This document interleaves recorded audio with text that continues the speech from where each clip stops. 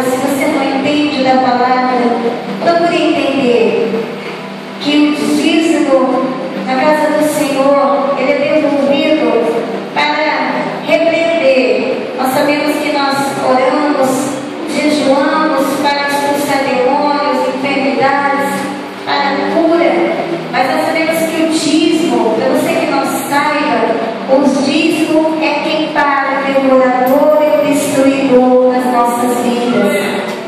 Por isso é que temos que devolver, não importa o quanto você ganha, devolva aquilo que é do Senhor, porque senão nós vamos estar roubando a Deus. Isso é verdadeiro, está na palavra de Deus. Que roubais a Deus nos dízimos e nas ofertas. Essa é a única porta que será fechada.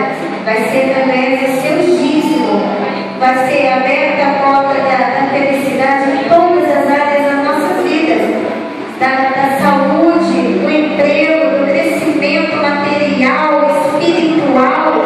Você crescerá em todas as áreas da sua vida. Então devolva o dízimo. Se você não tem o hábito, se você não aprendeu ainda a devolver o dízimo, não entende disso, não entende ainda por que tem que devolver o dízimo, converse com a pastora Alice, ela é a nossa pastora. Ela vai explicar direitinho como fazer, como não fazer, porque tem que ser devolvido certinho. Nós aprendemos que os 10% do que nós ganhamos, não pode ser menos, pode ser mais, mas não pode ser menos, mas pode ser certinho. Então devolva aquilo que é do Senhor, que é o dízimo na casa do Senhor. Isso vai trazer bem para você mesma. Amém? Amém?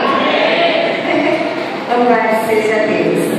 Nós temos que ensinar, sabia? Porque senão, nós que sabemos e não ensinamos, nós vamos ser cobrados do Senhor Jesus. Amém? Senhor, meu Pai, nosso Deus, neste momento, ó Pai, nós colocamos diante da Tua presença, ó Pai. Pedimos a